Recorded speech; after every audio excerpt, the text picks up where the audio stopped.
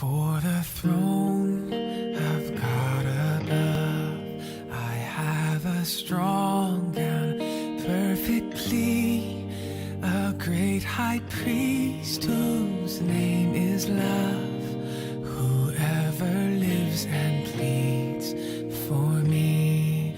My name is graven on his hands, my name is written. 2 Coríntios, capítulo 7, nós vamos ler do versículo 8 ao 11, diz assim: mesmo que a minha carta lhes tenha causado tristeza, não me arrependo. É verdade que a princípio me arrependi, pois percebi que a minha carta os entristeceu, ainda que por pouco tempo. Agora, porém, me alegro, não porque vocês foram entristecidos, mas porque a tristeza os levou ao arrependimento. Pois vocês se entristeceram como Deus desejava, e de forma alguma foram prejudicados por nossa causa. A tristeza, segundo Deus, não produz remorso, mas sim um arrependimento que leva à salvação. E a tristeza, segundo o mundo, produz morte. Vejam o que esta tristeza, segundo Deus, produziu em vocês. Que dedicação, que desculpas, que indignação, que temor, que saudade, que preocupação, que desejo de ver a justiça feita. Em tudo vocês se mostraram inocentes a este respeito. Amém? Nós estamos vivendo numa época, meus irmãos, em que as pessoas não acreditam mais nas mudanças nas outras pessoas. Nós estamos vivendo uma época em que nós estamos desacreditados de que uma pessoa pode mudar. Quando alguém sai da prisão, dizemos, é bem provável que ele não mudou. Quando a gente vê um criminoso dando uma entrevista, e aí o repórter pergunta, você está arrependido? Ele diz, eu estou arrependido. Lá no fundo, nenhum de nós acredita. Nós não acreditamos. Quando um político que no passado agiu de forma indevida, ele é reeleito, nós não acreditamos que ele tenha mudado. Quando Fernando Collor foi eleito senador, isso gerou um desconforto em boa parte dos brasileiros. Quando Elias Miguel Maluf foi reeleito deputado, muitos de nós ficaram desconfortados. Nós ficamos desconfortados porque nós não acreditamos que as pessoas estão mudando. E na igreja não é diferente. Na igreja também nós temos esta desconfiança. Quando algum irmão comete algum pecado, lá no fundo nós ficamos pensando, será que realmente ele se arrependeu? Será que realmente essa pessoa agora mudou? Porque a gente vê muitos testemunhos de ex não sei o quê, e depois a gente vê aquela mesma pessoa que deu um testemunho dizendo que era ex alguma coisa, cometendo de novo os mesmos pecados que cometeu no passado. E isso tem afetado a igreja. Apesar de dizermos que acreditamos que Deus pode transformar uma pessoa, lá no fundo nós temos dúvida sobre a transformação de algumas pessoas. A sociedade não acredita que uma pessoa pode mudar. Muitos na igreja também não acreditam que uma pessoa pode mudar. Isso é muito claro quando o apóstolo Paulo se converteu. Você lembra? Quando ele chegou para se apresentar para a igreja, todo mundo ficou com medo, ninguém acreditava. Foi preciso que Barnabé intermediasse a relação de Paulo com a igreja. Não, ele é um servo de Deus, mas todo mundo estava com o pé atrás. Será que Paulo se converteu mesmo? Porque Paulo era um perseguidor da igreja. Paulo era um homem ruim, terrível. Aí ele chega e diz, não, agora eu sou um crente em Jesus. As pessoas ficaram em dúvida. As mesmas pessoas que viram o poder de Deus, que viram o derramar do Espírito Santo, estavam em dúvida se Paulo realmente era convertido. E por que as pessoas duvidam, irmãos? Por que as pessoas têm essa dúvida, essa incerteza? É porque o pecado é algo tão terrível. O pecado é algo tão terrível que é necessário uma forte evidência de que realmente houve arrependimento, para que as pessoas acreditem. Até para que nós acreditemos que nós mudamos, nós também precisamos ver em nós que houve um arrependimento genuíno. Nós precisamos ver evidências claras de que em nós houve arrependimento, senão nós não acreditamos nem na nossa conversão. A gente fica em dúvida, será que eu não vou cair novamente? Será que eu não vou me desviar?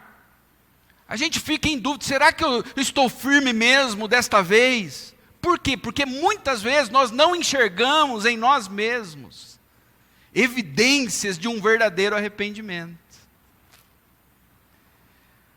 E nesta noite nós vamos ver que o verdadeiro arrependimento, ele produz evidências, e evidências fortes.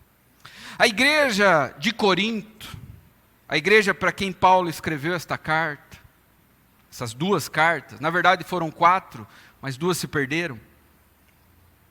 Era uma das igrejas mais complicadas, para não dizer a mais complicada que Paulo pastoreou. Era uma igreja complicada, era uma igreja que havia divisões, havia grupos dentro da igreja. Uns diziam, eu sou de Apolo, eu sou de Paulo, eu sou de Pedro. E aí tinha os super espirituais, não, nós não seguimos pastor nenhum, nós somos só de Jesus Cristo. Era uma igreja que amava a sabedoria e a oratória dos filósofos, por causa da influência, por ser uma cidade grega. Era uma igreja que aceitava a imoralidade. Havia nesta igreja um jovem que dormia com a madrasta, com a mulher do seu pai, e a igreja não fazia nada. Esta igreja, ela tinha um problema muito sério de comunhão. Esta igreja os irmãos levavam uns aos outros ao tribunal. Qualquer problema que tinha entre eles, eles iam para a justiça comum. Eles envergonhavam o nome da igreja. Em vez deles resolverem entre eles, não, eles iam para a justiça.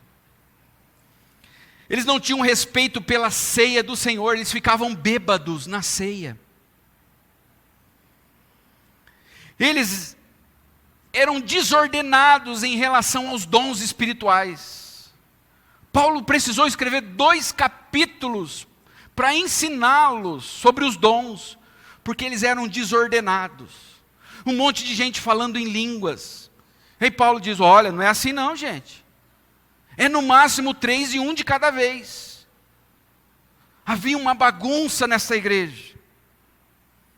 Então Paulo escreve a sua primeira carta, exortando estes irmãos. E é uma carta dura, de exortação. E qual foi o resultado?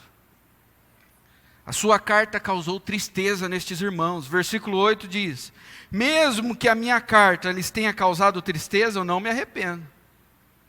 É verdade que a princípio eu me arrependi. Eu fiquei meio...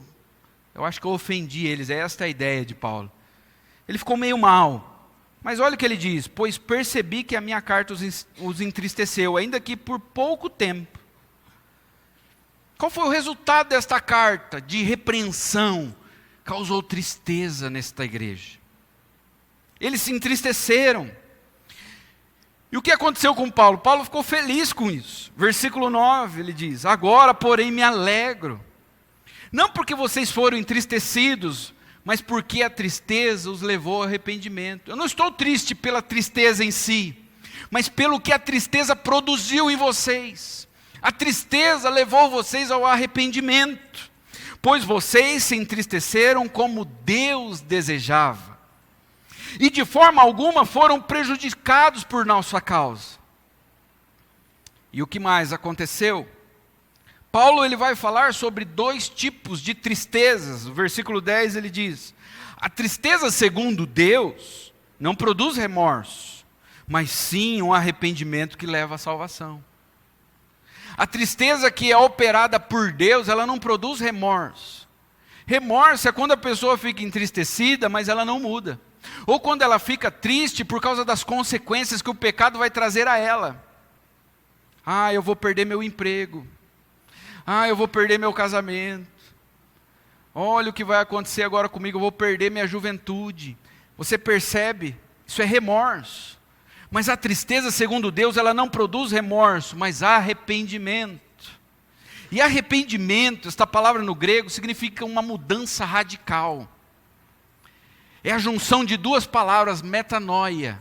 É uma mudança de mente, é uma mudança que muda todo o seu comportamento, a sua forma de pensar, muda as suas emoções e muda também as suas ações. Aí ele diz, mas existe um outro tipo de tristeza. A tristeza segundo o mundo produz morte. Muitas pessoas choram, parecem que estão arrependidas, mas não estão, porque não há mudança, não há transformação. Não há uma mudança nos seus desejos, no seu intelecto, na sua forma de ver o pecado. Não há mudança em suas ações, em suas atitudes, mas há uma tristeza, um remorso. E isso leva à morte, é uma tristeza segundo o mundo. Mas Paulo está feliz, porque a igreja de Corinto, ela está passando por uma tristeza que é segundo Deus. É uma tristeza que levou eles ao arrependimento. E como que ele sabe disso? Como é que ele sabe que essa igreja mudou, que esta igreja se arrependeu? Paulo ele vai dar 8 evidências de um verdadeiro arrependimento. Versículo 11 ele diz, vejam o que esta tristeza, segundo Deus, produziu em vocês.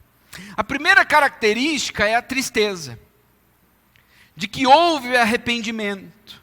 É uma tristeza, e aqui a ideia é de uma profunda preocupação. Eles estavam preocupados com aquilo que o pecado deles havia causado. E a pergunta para nós nesta noite é, o seu arrependimento é marcado por uma grande preocupação? Quando você peca, você fica preocupado. Quando você peca, isso incomoda você, você fica triste por causa disso. Esta é a marca de um verdadeiro arrependimento. Salmo 139, versículo 23 e 24 diz, sonda-me, ó Deus, e conhece o meu coração, prova-me e conhece as minhas inquietações, vê se em minha conduta algo que te ofende, dirige-me pelo caminho eterno. Esta é a marca de uma pessoa que está preocupada, que está triste. Ela começa a fazer uma autoanálise, começa a olhar para dentro de si e procurar algo que tem entristecido a Deus, algo que tem desonrado a Deus. Ela olha para dentro de si e procura.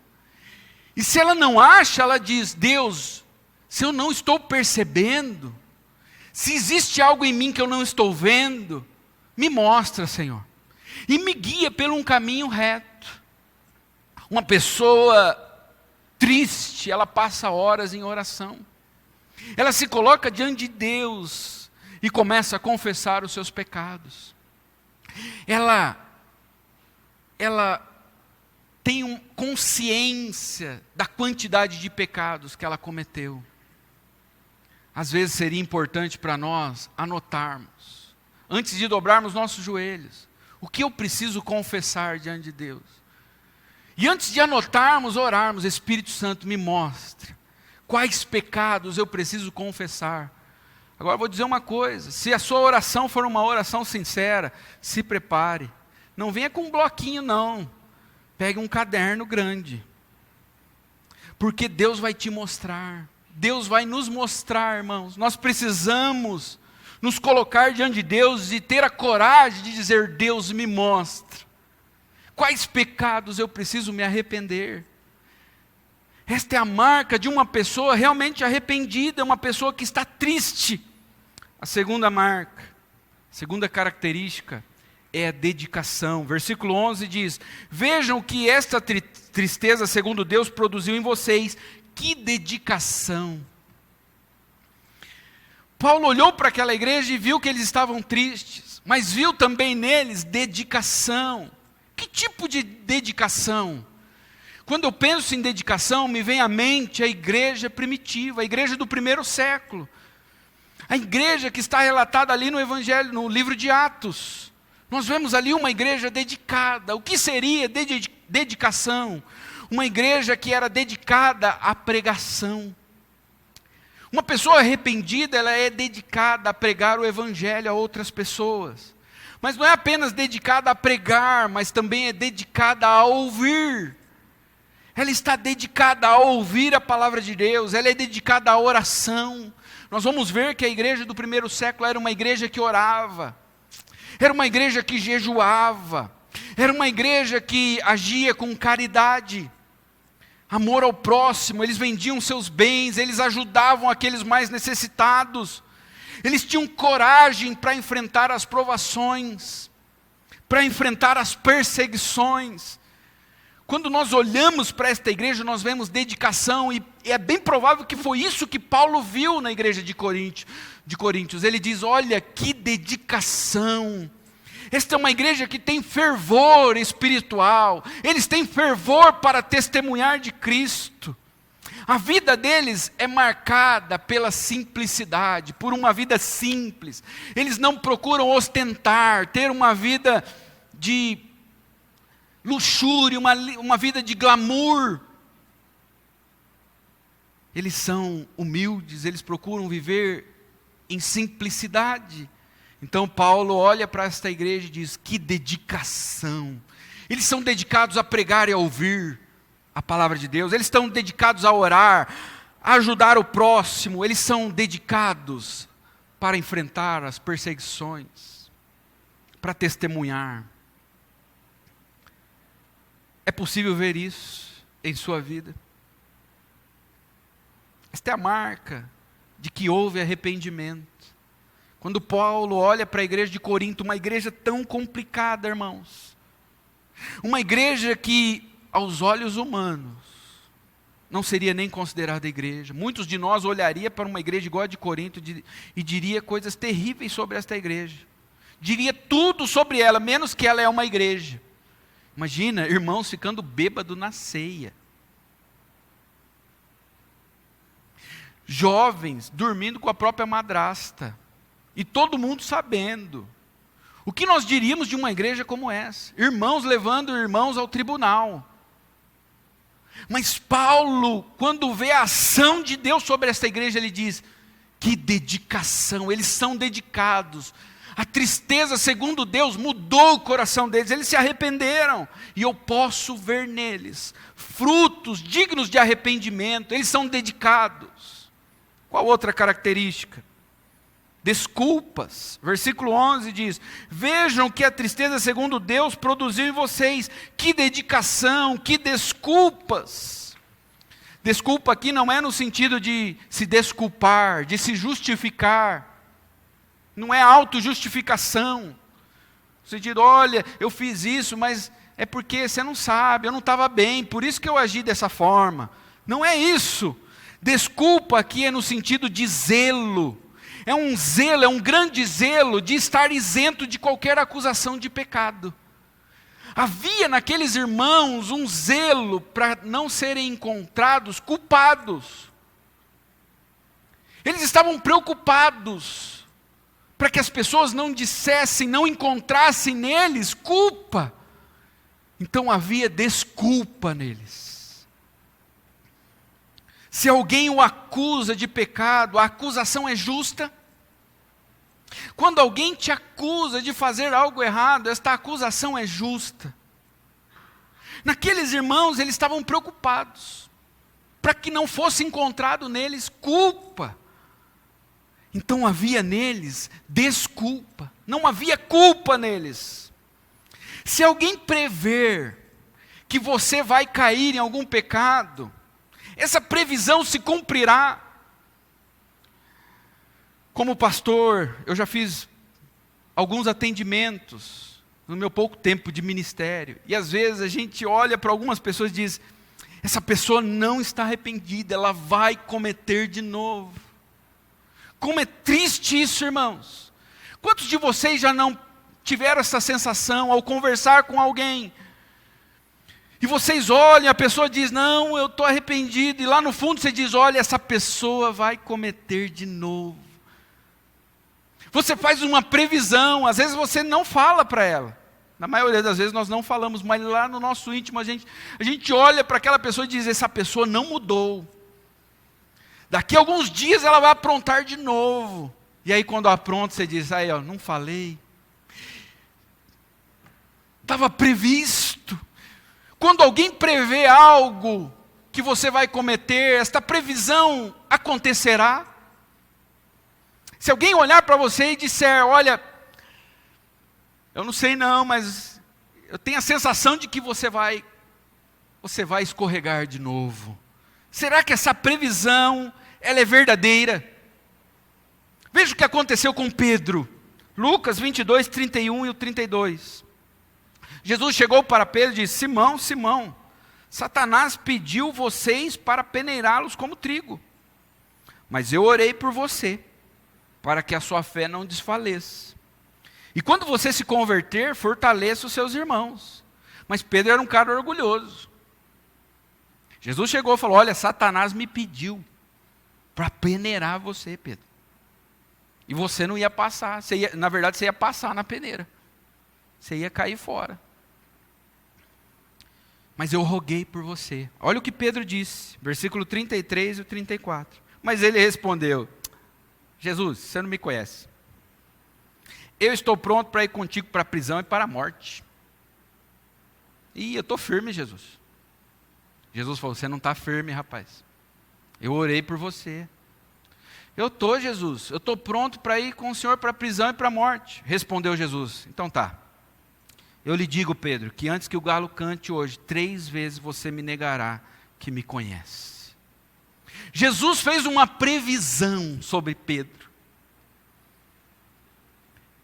Aconteceu, irmãos. Essa previsão aconteceu. Pedro negou a Cristo. A previsão de Cristo aconteceu. É terrível quando alguém olha para nós e prevê que nós cairemos, que nós não estamos firmes, que nós vamos falhar. A marca de uma pessoa que realmente se arrependeu é a desculpa, não há culpa nela. Quando alguém olha para ela, não enxerga nela culpa alguma. Ninguém faz previsões sobre ela de que ela vai cair novamente. Você é uma pessoa em quem as pessoas podem olhar para você e não encontrar culpa. Esta é a marca de um verdadeiro arrependimento. A quarta característica é a indignação. Versículo 11 diz, vejam o que esta tristeza, segundo Deus, produziu em vocês. Que dedicação, que desculpas, que indignação.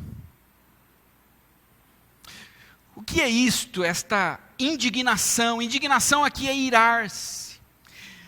Indignação aqui é sentir um grande peso, é sentir ódio pelo pecado que você cometeu. Isso é indignação. Agora, quando você é confrontado em algum pecado, com quem você fica indignado? Você fica indignado com quem te confrontou? Ou você fica indignado porque aquele irmão te mostrou um pecado teu? E você realmente reconhece que aquele irmão está correto, então você fica indignado consigo mesmo. Com quem você fica indignado quando você é confrontado? Com aquele que te confrontou? Ou consigo mesmo? Paulo olhou para esta igreja, a igreja de Corinto, igreja que ele tinha confrontado.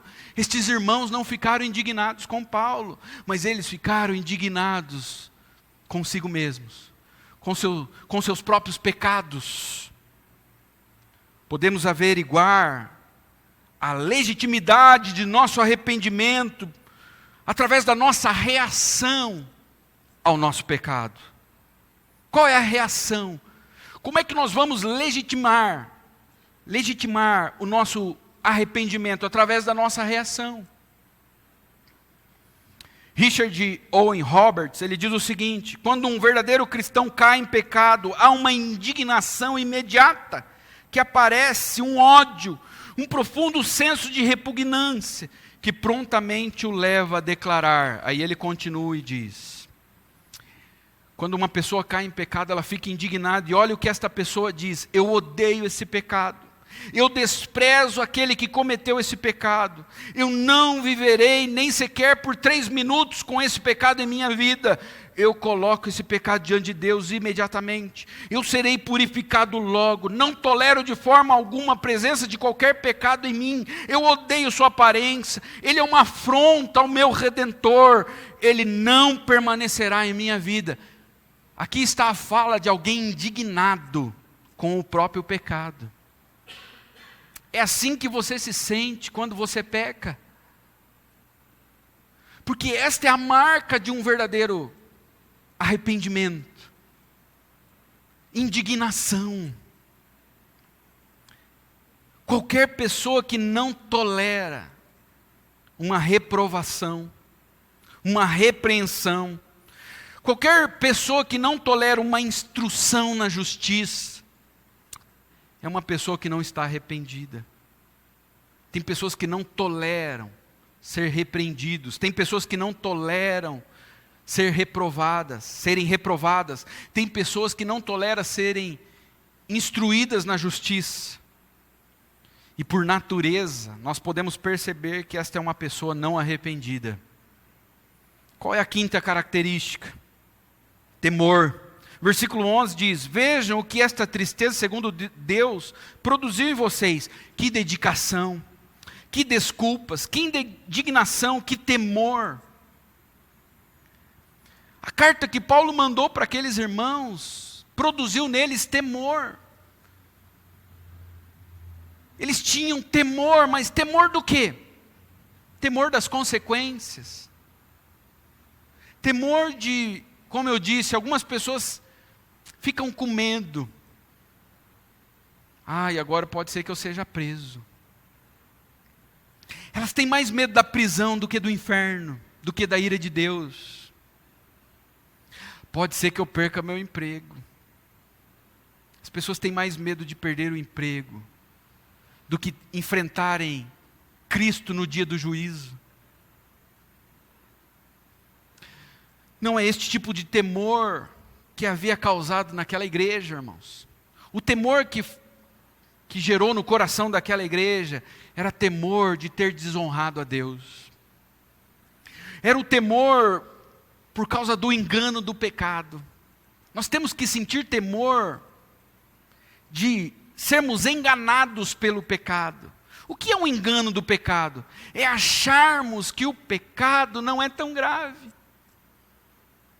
Isso é um engano. É acharmos que nós podemos plantar tempestade e colher bonança. A Bíblia diz: quem planta tem vento, colhe tempestade. Nós temos que ter temor das consequências do que o pecado pode causar em nós. O pecado, ele nos engana, ele pode vir de uma forma sutil. Olha, pode comer. Deus disse que vocês morrerão, é mentira. Não foi isso que a serpente disse para Adão e para Eva? É o engano do pecado. É acharmos que nós podemos brincar com o pecado e que nada vai nos acontecer. Isso é zombar de Deus. Paulo vai dizer lá em Gálatas que de Deus não se zomba. Aquilo que o homem semear, isso também ele vai colher. Nós temos que ter temor de sermos enganados pelo pecado. Nós temos que ter temor da cegueira espiritual, de não percebermos o nosso próprio pecado. Todo mundo está vendo, menos nós. Não, eu sou um cara bom. Como Pedro, o próprio Jesus estava dizendo: Pedro, o diabo te pediu, rapaz. Não, Senhor, eu sou um cara firme. Eu vou para a morte, eu vou para a prisão com o Senhor. Pedro, você vai me negar 3 vezes.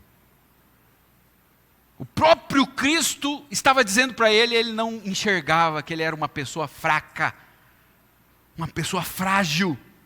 Nós temos que ter temor da cegueira espiritual, temor de roubar de Deus a sua glória, de não dar a glória que é devida a Deus. A Bíblia diz: quer nós comamos, quer nós bebamos, nós devemos fazer tudo isso para a glória de Deus. Nós temos que ter temor de estarmos fazendo muitas coisas para sermos aparecidos, para sermos reconhecidos. Nós temos que ter temor de não estarmos fazendo as coisas para que Deus seja glorificado, apenas para que nós sintamos prazer. Nós temos que ter temor da falta de arrependimento. Deus, o pecado tem sido um amigo íntimo e eu não tenho me arrependido. Nós temos que ter temor de não nos arrependermos. Nós temos que ter temor de ter nossas consciências cauterizadas. 1 Timóteo 4,2 diz: pela hipocrisia de homens que falam mentiras, tendo cauterizado sua própria consciência. Não se engane. Uma pessoa que vive constantemente no pecado e que rejeita a consciência, a voz, esta voz que Deus nos deu, que é a consciência. Todas as vezes que você diz não, que você não ouve a sua consciência, você vai cauterizando ela. É como um ferro quente. Você vai fritando ela. E sabe o que acontece? Provérbios 29:1.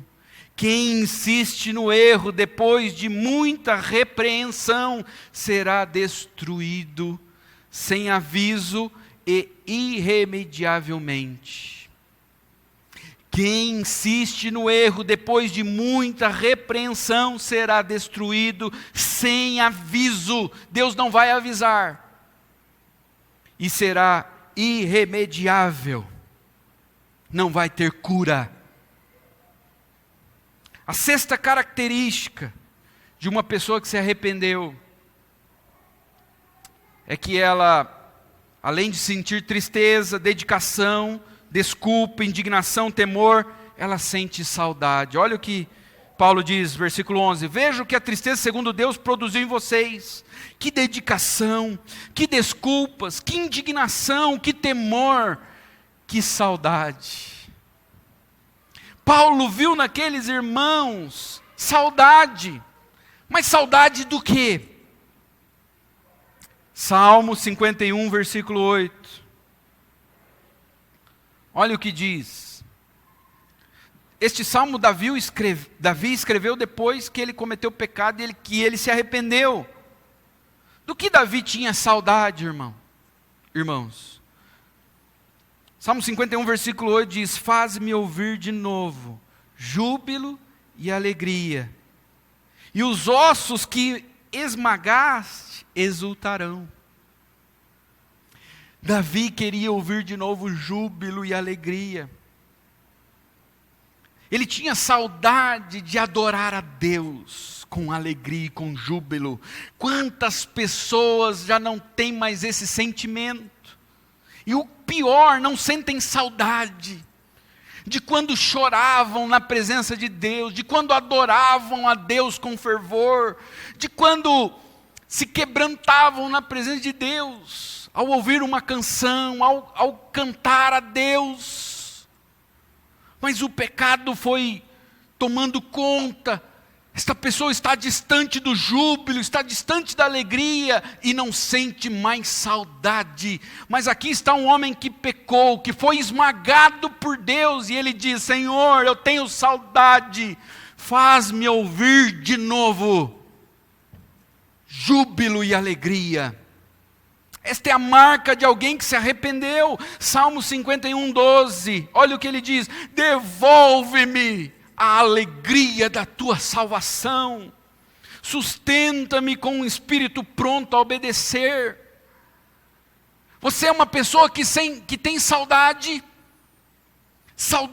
daquilo que você viveu com Cristo no início da sua conversão. Você tem saudade dos momentos de júbilo, dos momentos de imensa alegria, dos momentos em que o Espírito Santo vinha sobre você e que te enchia. Se você não sente saudade, é bem provável que você não experimentou arrependimento. Talvez um remorso, mas não arrependimento. Algumas pessoas não têm saudade, sabe por quê, irmãos? O mais triste é porque nunca tiveram. Você só sente saudade por aquilo que você teve. Como é que você vai sentir saudade de algo que você não experimentou? Davi experimentou a alegria da salvação, por isso ele tinha saudade. Davi experimentou uma adoração com júbilo e alegria, por isso ele tinha saudade. E ele pede para Deus devolver isso a ele. Uma das marcas de alguém arrependido é saudade. Em sétimo lugar, versículo 11 diz: vejam o que a tristeza, segundo Deus, produziu em vocês, que dedicação, que desculpas, que indignação, que temor, que saudade, que preocupação. Paulo, quando escreve a primeira carta e aqueles irmãos são confrontados, depois ele ouve a notícia do que aconteceu com aqueles irmãos, o que ele viu naqueles irmãos? Ele viu arrependimento. Mas quais eram as evidências de arrependimento que ele viu naqueles irmãos? Ele olhou para aqueles irmãos e viu que eles estavam preocupados. Com o que eles estavam preocupados? Será que aqueles irmãos estavam preocupados com suas imagens? Com a imagem que eles tinham diante da sociedade? O que vão dizer de mim? Vai sair no jornal. A minha reputação está arruinada. Será que eles estavam preocupados com a imagem pessoal deles? Com a reputação deles? Não! Eles estavam preocupados com a glória de Deus. Eles estavam preocupados com o estrago que o pecado deles poderia ter causado em outras pessoas. Eles estavam preocupados que o pecado deles poderia ter machucado algumas pessoas. O pecado deles poderia ter até mesmo feito com que algumas pessoas se desviassem. Foi um mau testemunho. Talvez algumas pessoas daquela igreja, que eram fracos na fé, se distanciaram de Deus, por não ver um bom testemunho. Essa é a preocupação de alguém arrependido. Alguém arrependido é alguém que está preocupado com o estrago que o seu pecado pode ter causado na vida de outras pessoas. Com o que o meu pecado pode ter causado no sentido de ferir outra pessoa, de ter machucado outra pessoa. Aqueles irmãos estavam preocupados e Paulo olhou isso e disse: olha, eu vejo que eles estão arrependidos, porque eles estão preocupados, não com a própria imagem, mas com a glória de Deus e com o que o pecado pode ter causado na vida de outras pessoas. Em oitavo e último lugar, versículo 11 diz: vejam que esta tristeza, segundo Deus, produziu em vocês, que dedicação, que desculpas, que indignação, que temor, que saudade, que preocupação. E em último lugar diz: que desejo de ver a justiça feita. Aqueles irmãos falharam, mas eles estavam desejosos de ver a justiça sendo feita. O que isso quer dizer? Se você mentiu para alguém, o que é justo é ir lá e dizer para esta pessoa: eu menti. É fazer uma restituição. Isso é justiça. Se você roubou alguém, é chegar lá e dizer: olha, eu te roubei. Professor, eu fui desonesto, eu colei na tua prova. Isto é roubo. É roubo de informação. É chegar para o patrão e dizer: olha, eu fui desonesto, eu pedi para alguém bater o meu cartão no meu lugar. Eu pus horas a mais. Eu te roubei. Imagine, irmãos, a igreja de Cristo, o povo de Deus espalhado pela terra fazendo isso. Que revolução aconteceria no nosso país. Restituição, isso é justiça. Se você prejudicou alguém, você deve orar a Deus e dizer: de que maneira eu posso restituir? De que maneira eu posso compensar esta pessoa pelo mal que eu causei a ela? Lucas 19:8, nós vemos a conversão de Zaqueu. O que ele fez? Mas Zaqueu levantou-se e disse ao Senhor: olha, Senhor, estou dando metade dos meus bens aos pobres, e se de alguém extorquir alguma coisa, devolverei 4 vezes mais. Esta é a marca de alguém arrependido. É alguém que deseja que a justiça seja feita. Estas 8 características fazem parte da sua vida. Você sente tristeza pelo teu pecado, ódio pelo teu pecado. É possível ver na tua vida dedicação.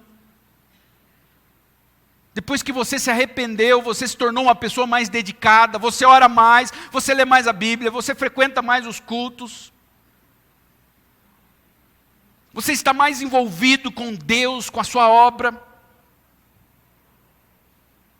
É possível ver que não há culpa em você. Ou as pessoas conseguem olhar para você e prever. Está claro, vai cair de novo, olha como está a vida. Será que as pessoas fazem previsões ao seu respeito? E estas previsões são verdadeiras? É possível ver em você indignação. É possível ver em você temor, saudade. Saudade da presença de Deus, saudade de ser cheio do Espírito Santo. Há em você preocupação. Você está preocupado com o que o teu pecado pode ter causado? Você está preocupado com a glória de Deus ter sido manchada? Há uma preocupação no teu coração de ver a justiça sendo feita, e você procura fazer restituição do que você fez de errado? Se essas 8 características não fazem parte da sua vida, você não experimentou o que é o arrependimento. O arrependimento é algo muito sério e é fundamental. A pregação de João Batista começa com uma mensagem de arrependimento. Mateus 3, versículo 1 e 2 diz: naqueles dias surgiu João Batista pregando no deserto da Judéia, e ele dizia: arrependam-se, porque é chegado o reino dos céus está próximo. A mensagem de João Batista começa com a palavra arrependimento. A mensagem de Jesus começa com a palavra arrependimento. Mateus 4,17 diz: daí em diante Jesus começou a pregar. E como ele começou a pregar? Arrependam-se, pois o reino dos céus está próximo. Esta era a mensagem dos apóstolos, Marcos 6,12. Eles saíram, quem? Os apóstolos, os discípulos, e pregaram ao povo o quê? Que se arrependessem.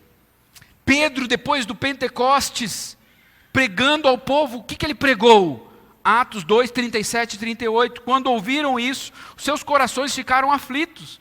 E eles perguntaram a Pedro e aos outros apóstolos: irmãos, o que nós faremos? Pedro respondeu: arrependam-se, e cada um de vocês seja batizado em nome de Jesus Cristo, para perdão dos seus pecados, e receberão o dom do Espírito Santo. Esta também era a pregação de Paulo, Atos 26, 20. Preguei em primeiro lugar aos que estavam em Damasco, depois aos que estavam em Jerusalém, e em toda a Judéia, e também aos gentios. O que ele pregou? Dizendo que se arrependessem e se voltassem para Deus, praticando obras que mostrassem o seu arrependimento. Ainda Paulo, quando ele está se despedindo da igreja dos presbíteros de Éfeso, Atos 20, 21, o que ele diz? Testifiquei tanto a judeus como a gregos, que eles precisam converter-se a Deus com arrependimento. Esta era a pregação de Jesus, de João Batista, de Pedro, de Paulo. E Apocalipse, escrito por João, termina falando de uma mensagem de arrependimento, quando ele escreve as 7 igrejas. Das 7 igrejas que João escreveu, apenas 2 Deus não chama elas ao arrependimento, porque elas estavam bem com Deus. Apenas 2 das 7. Olha o que ele diz para uma delas, Apocalipse 2,5. Lembrem-se de onde caiu, arrependam-se e pratique as obras que praticava no princípio. Se não se arrepender, virei a você e tirarei o seu candelabro do seu lugar. Eu vou acabar com esta igreja. É isso que Jesus está dizendo. Eu vou tirar o candelabro. O candelabro representava a igreja. O arrependimento, quando nós olhamos para essas características, irmãos, o arrependimento é algo impossível. É algo impossível. Mas a Bíblia diz: aquilo que é impossível aos homens, é possível a Deus. O arrependimento é impossível porque não é humano. Se fosse humano, nós conseguiríamos. O arrependimento é um dom de Deus. Por isso que é impossível. Deus tem que nos dar o arrependimento. Atos 11, 17, 18 diz: se pois Deus lhes deu o mesmo dom que nos dera quando cremos no Senhor Jesus Cristo, quem era eu para pensar em opor-me a Deus?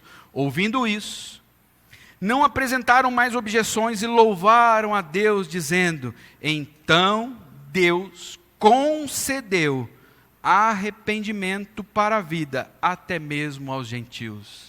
É Deus quem concede o arrependimento. 2 Timóteo 2,25 diz: Paulo instruindo a Timóteo, ele deveria corrigir alguns irmãos da igreja de Éfeso. Olha o que Paulo diz a Timóteo: deve corrigir com mansidão os que se lhe opõem, na esperança de que Deus lhes conceda o arrependimento. Quem que nos dá o arrependimento, irmãos? É Deus. É Deus. Abram suas Bíblias, Hebreus 12, 17.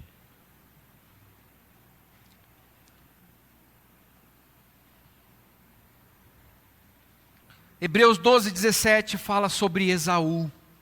Esaú pecou. Ele rejeitou a bênção de Deus. E o que Deus diz sobre Esaú?